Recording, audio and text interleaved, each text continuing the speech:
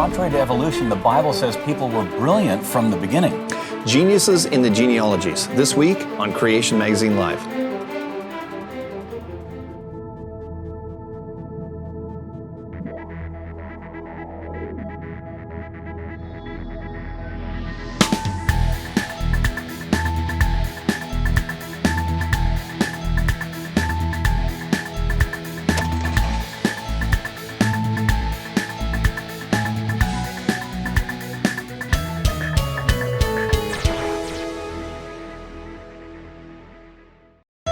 Welcome to Creation Magazine Live. My name's Richard Fangrad. And I'm Calvin Smith. Now this week on Creation Magazine Live, our topic is geniuses in the genealogies. All right. Yeah, once again, we want to highlight that despite what some Christian individuals or even seminaries or ministries promote, the story of evolution does not match what the Bible says. Right. Evolution teaches that humans started out as unsophisticated, ape-like hominids that spoke in grunts and so on and beat their wives over the heads with clubs and that kind of thing, and slowly developed more and more brain power until we could finally develop speech and simple technology like stone axes and philosophical constructs like the idea of a creator God, etc., until finally we became the geniuses that we are today. Oh, we're so smart. You know, it's kind of interesting because what they promote is that it wasn't until we became more intelligent that we could create a language. You need intelligence to create language, but the most sophisticated language we've ever seen, DNA, you require that to even have the simplest life form. I don't know if anybody's ever thought that through, but anyways, I digress. The Bible says that the original people God created were brilliant, and it implies that we haven't gotten smarter and better, but actually worse and worse over time because of the fall of man. Right, yeah. If evolution were true, the further we look back in history, the evidence should show a gradual decline in man's intelligence, moving closer to the apes, of course. Right. Biblical creation would indicate otherwise. Man, created in God's image, has always been intelligent. People make discoveries and invent things, and this knowledge is passed on and built upon. And in this way, technology can increase within a society, but this isn't because people become more intelligent. Right. A short time after creation, people were already inventing things such as herding, agriculture, musical instruments, metalworking. We read about that in Genesis 4:21 and 22. They didn't have a history of people slowly working things out before them, so that means they figured out how to do that incredibly quickly, which indicates brilliance. And by the time of the flood, mankind could have reached a high level of technical know-how. We don't know exactly how high, but of course there are some clues in the Bible. Right, yeah. For example, Stonehenge. It's massively heavy, the stones there, precisely positioned, and for years those stone slabs defined explanation for those thinking that the builders were less evolved. Right. It's recently been demonstrated that greased planks, ropes, and a little bit of ingenuity applied by fully intelligent people would be enough to do the job. Right. You know, it's funny that some people, because of the incredible sophistication of some of the construction and constructs and some of the artifacts we see from so-called ancient man, because of how complicated they are, they've proposed that visitors from space must have helped build the Great Pyramids of Egypt or of Central America, for example. They thought, well, we couldn't even do it today, so obviously less advanced people, i.e., less smart people or less evolved people, they couldn't have done it, so we must have had help from highly evolved aliens. Right, yeah. Is advanced technology from alien civilization needed to explain how ancient man could, for example, move huge stones, build monumental structures, create intricate artwork, and organize complex cultures? The Bible says no. Man was extremely intelligent right from the start. It all fits with a biblical history there. Absolutely. It was sufficient for Noah and his helpers to be able to build a huge ocean-going vessel, according to Genesis 6:15. Sure. The ark measured approximately 135 meters long, 23 meters wide, and 13 meters tall. And we know that these proportions were actually ideal for stability. This colossal task would have required advanced knowledge in engineering, not to mention timber-working techniques, etc. Yeah. Second, we can get some indication of the level of technology in those civilizations, which sprang up rapidly after the flood. Noah and his family would have tried to carry with them as much knowledge as they could, obviously, to survive and then restart the civilization in the new world for which they, of course, were headed. After the Bible records that soon after the flood, mankind built a huge city. This was in the fertile river valley of Mesopotamia, around present-day Iraq. Even evolutionists can't ignore the evidence here and generally refer to this area as the cradle of civilization, right. which it was, but only for the post-flood world. And when we get back, we're going to look at some more evidence from our intelligent forefathers. Well, join us in just a moment.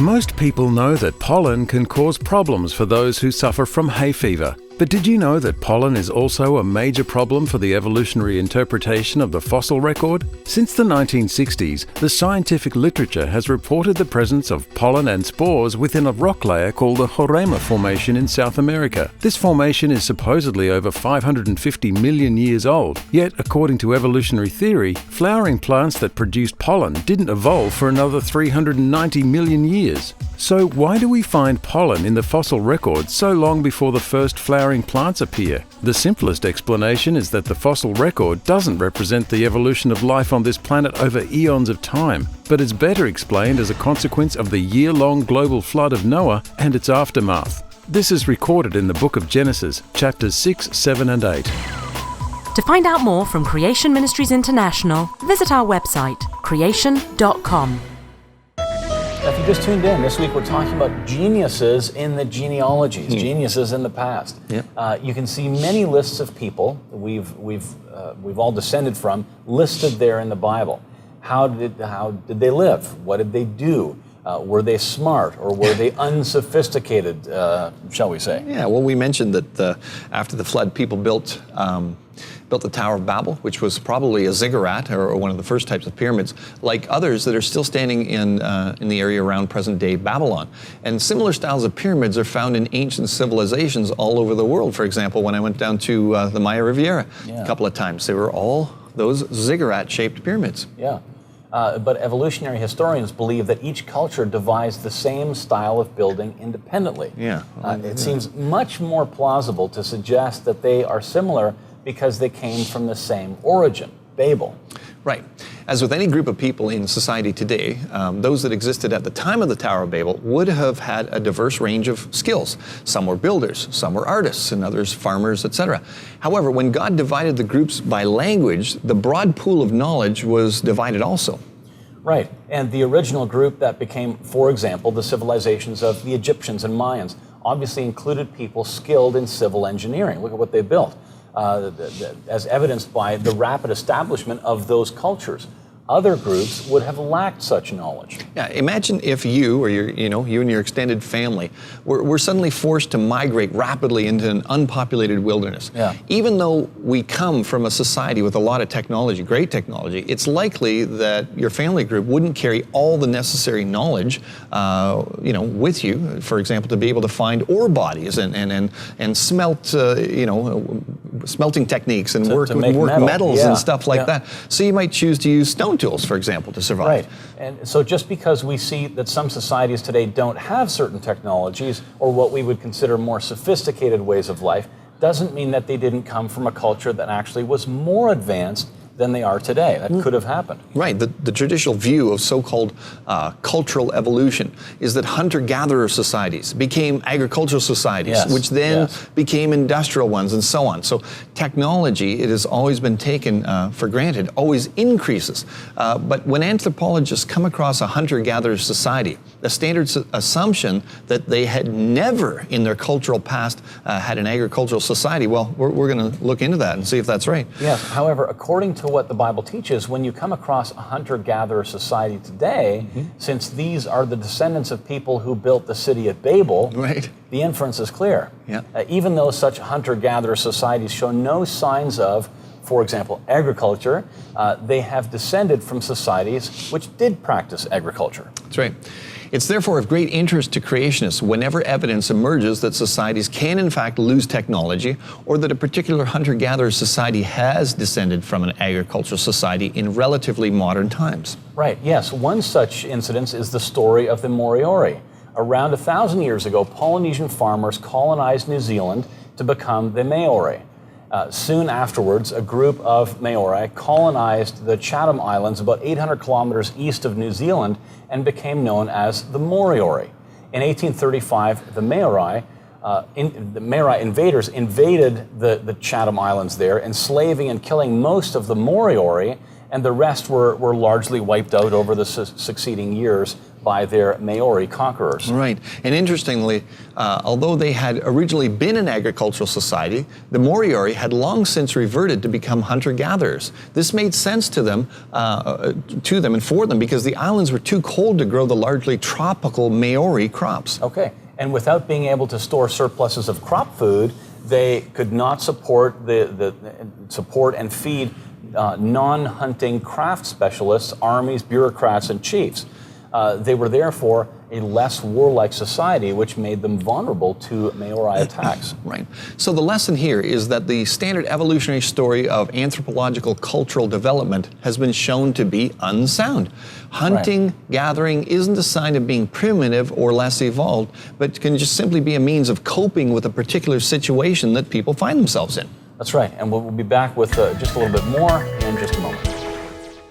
Are you skeptical about Christianity? Perhaps you're a Christian but know someone who won't consider Christianity. Christianity for Skeptics is one of CMI's most popular books. Written by Drs. Steve Kumar and Jonathan Sarfati, this powerful resource refutes many attacks on the Christian faith. It contains cutting-edge research, solid theology, and a summary of the Christian roots of science. Questions about Islam, atheism, suffering, evidence for God, and more are answered. Full of bright, catchy illustrations and a sleek modern style, this book draws in any reader. Purchase this resource and many others at creation.com.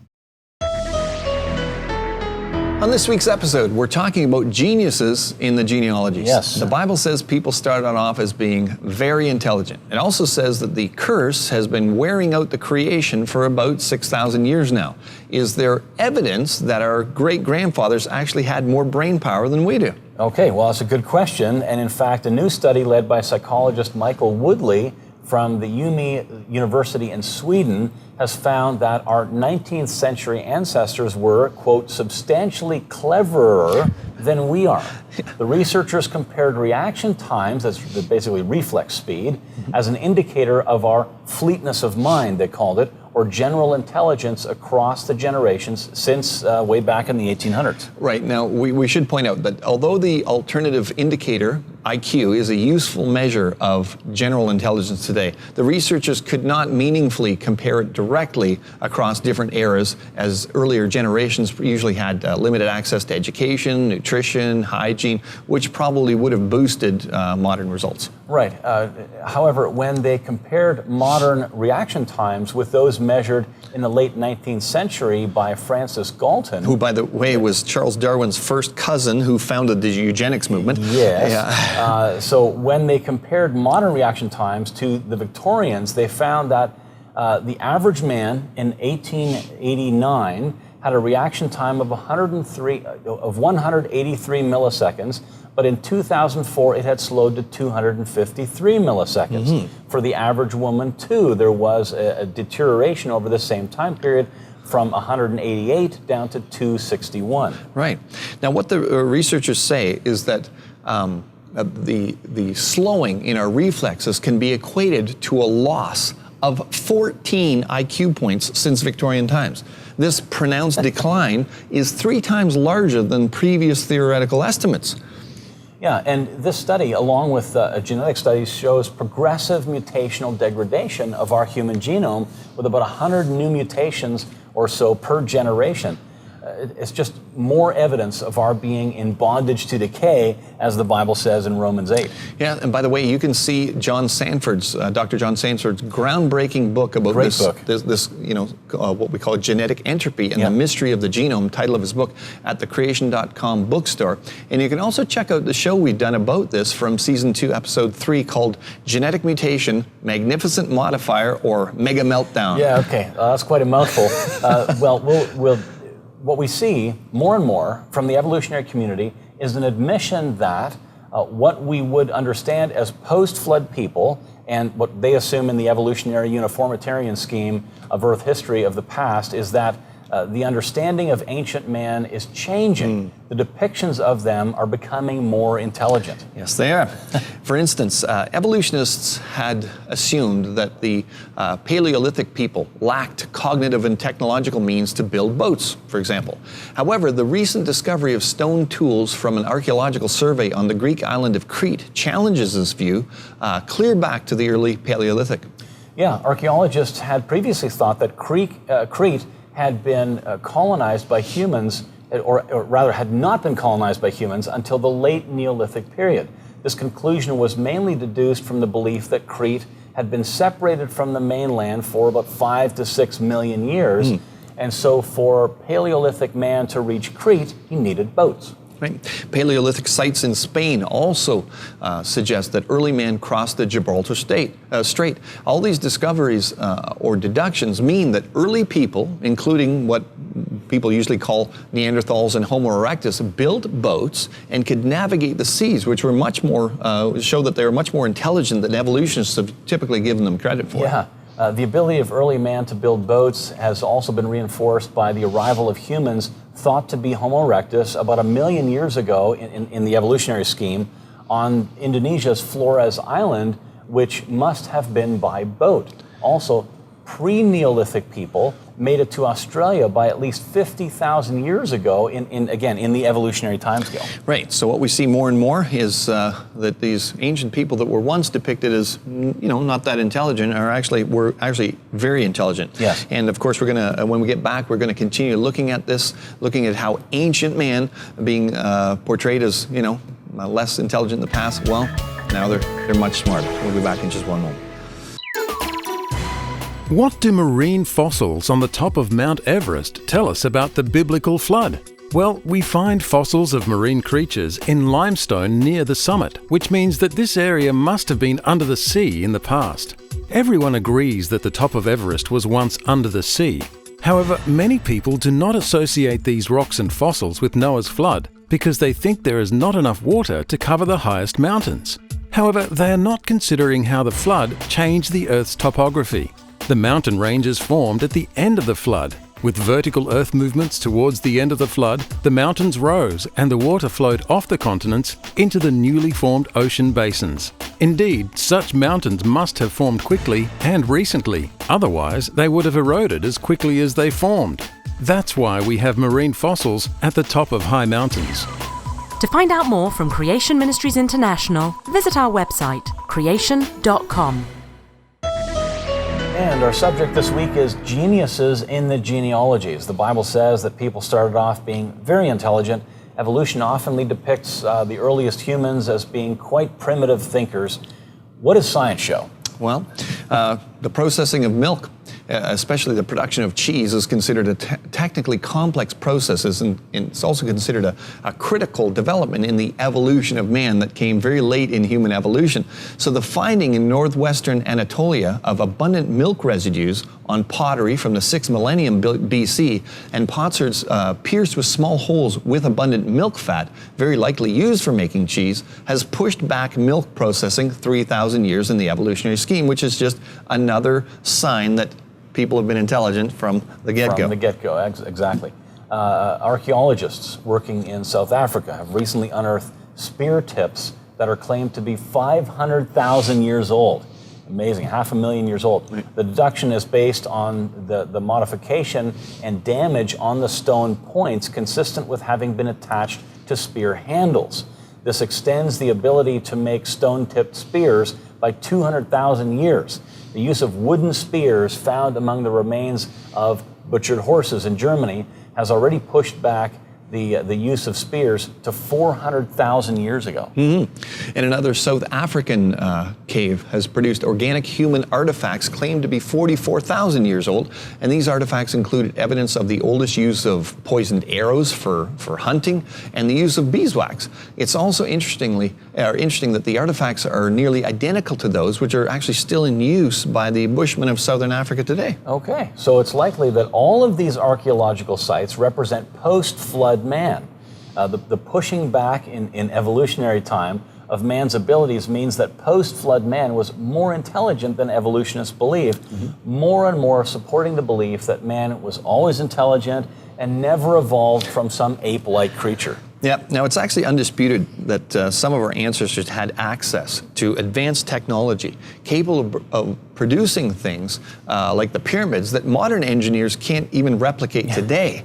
So, however, some have, kind of hugely overstated the case of how smart our ancient ancestors must have been, and, saying things, arguing that, well, maybe Noah had access to extremely advanced technology similar to what we have today. Yeah, that's going a bit far. Yeah. One well-known creationist leader actually claimed that Noah and his contemporaries could have had tools, machines, and techniques not inferior to those today, again. Yeah, that's kind of obviously fallacious. I Going mean, too if far. they had techniques just as good as we had ours when they were building the Ark, for example, then why didn't they just use some kind of lightweight titanium alloy or attach an outboard motor, or, for good measure, and actually videotape the events for posterity? That would have been nice. Yeah. Such claims overlook a vital factor. Intelligence isn't enough for scientific advance. You need more than that. Historically and logically, the rise of modern science depended strongly on certain assumptions. And these were derived from a biblical Christian worldview, including honesty, rationality, and a law-giving creator and upholder of the universe. Right. Conversely, science was stillborn in many ancient cultures such as Greece and China. Also, much of today's technology comes not from superior intellect per se, but from building on the results of previous research. Even the great creationist scientific genius Sir Isaac Newton said, "If I have seen further, it is only by standing on the shoulders of giants." Yeah. This required a relatively peaceful society that provided enough time to investigate nature and pass on the results. Or there's an organized structure there in society to do that that needed to be there. It's hard to advance technology when everything you write down is in danger of being destroyed or wiped out by conquering armies or vigilantes or vandals or things like that. Right, so when Christianity took hold in the Western world and you had police forces and armies and you had people living a good enough lifestyle, they didn't have to just struggle for survival, then they turned to art and science and so on and had the right, you need the organization of a society there with like something like a police force or a government to maintain moral order in order for technology to increase. Doesn't mean people weren't intelligent. Right. Now, of course, some have understandably pointed to warfare, to wartime as a fruitful time for military innovations. But in the overall scheme of things, it's still the periods of peace that were the most advantageous, as opposed to the more specialized advances made in weaponry during war. And even during the World Wars, for example, World War I, World War II, there was peace within the countries. For example, even though the UK and the US were, on a war footing, those nations still maintained order within their nations. But, for example, flood society was totally different. If you read the scripture, it was a society full of violence. Only evil continually, the Bible tells us. Yeah, the pre-flood world was far from being a biblically based civilization. Rather, it rejected God and was full of violence, as we read in Genesis 6:11. These are hardly the conditions required for good scientific research and technology to advance. And this is the main thing overlooked by those who overstate the technology of Noah's time there. That's right. So, next time you read through the biblical genealogies, hopefully you'll see them as they're rightly presented. These were definitely, they were definitely geniuses in the genealogies. And we'll be back. Richard Van Grad and Calvin Smith also host a fast-paced and informal internet-based video program called Genesis Unleashed. These faith-building teaching videos feature responses to news articles, summaries of articles on creation.com, interviews, and answers to some of the most asked questions about the creation-evolution issue and the most attacked book of the Bible, Genesis. Visit creation.com's Media Center to view or subscribe to the latest video content. Well, welcome to the In the News section, where we take something in the popular news that is something to do with the creation-evolution debate, and we discuss and analyze it and go from there. Okay, yes, here's an interesting one titled The Mystery, what's the title here? Mystery of Why Turtles Have Shells Solved After 8-Year-Old Finds Fossil. Well, that sounds pretty good. There you go. All right. So it's very enlightening, I'm sure. So here we go. Some time ago, an 8-year-old named Cobus Cinnamon found some turtle bones on his father's farm in South Africa. The 6-inch turtle specimen then made its way to scientists studying the ancient evolution of turtles and specifically how and why turtles evolved to wear protective shells. That's the way the article starts. We're going to find out why they got shells. Skipping down here a bit, scientists never quite understood why turtles had shells in the first place. Were they always for protection? It seemed like an awfully cumbersome way to go about it, and as it turned out, the shells weren't originally for protection at all. Oh, good to know. All right, the article continues. Why the turtle shell evolved this way is a very Dr. Seuss-like question, and the answer seems pretty obvious. It was for protection, says Tyler Lawson, who led the research. But just like the bird feather did not initially involve flight, we now have early relatives of birds such as Tyrannosaur dinosaurs with feathers that definitely were not flying. Oh dear. The earliest beginnings of the turtle shell was not for protection, but rather for digging underground to escape harsh South African environment where these early proto-turtles lived. Where do you start with a story like that? I mean, I think the Dr. Seuss reference was pretty relevant there. I mean, this is a made-up story to amuse young minds. Yeah, That's the way it comes out. Well, how about we start with what do you start with here? Yeah. The feathered T-Rex comment. Yeah, okay. We have an article on our website totally debunking that, by the way, by an evolutionist. Yeah. The original National Geographic article's Feathers for T-Rex attracted fierce criticism from some very prominent evolutionists because of its poor science, provoking some evolutionists to use words like total hoax. Yeah, I Pretty mean, bad. the article even illustrated a baby T-Rex with feathers, as well as putting feathers on another theropod dinosaur, Deinonychus. And all of that was based on a fossil illegally exported from the Liaoning province in China, tentatively named Archaeoraptor, which was allegedly a feathered dinosaur. Yeah, Archaeoraptor, it turns out, was a total hoax. It was a forgery, which National Geographic has admitted to. Yeah. You can look at that link at this link here on the screen. Yep. You can see that information there. Unbelievable. So this article, talking about how we can know why turtles evolved our shells, is using comparisons to how we can know that T-Rex had feathers, which is based on a fraud. I mean, it's amazing that they can call this stuff science, but let's face it, the average public doesn't know all of that. Right? Yeah. I mean, that's why we talk about it, I guess, is to just get people to realize this is not science. That's why we do these shows and do these little feedback sections here where we have the new stuff. And you can read the whole article, and all they do is make an assertion. Oh, well, they evolved shells so that they could escape from the harsh sun. And again, one of the questions you want to ask when you read these articles, new scientific discoveries, this kind of thing is that the only possible explanation? Of course, the answer is no. You could come up with many of them. Use your imagination. Come up with all kinds of other things. They use it all the time. Anyway, this is the last episode of season 6. This is the 144th episode today. That's right. We'll see you next season. If you want to see some of the previous episodes, go to creation.com and watch them there on the Media Center. See you next See you next year.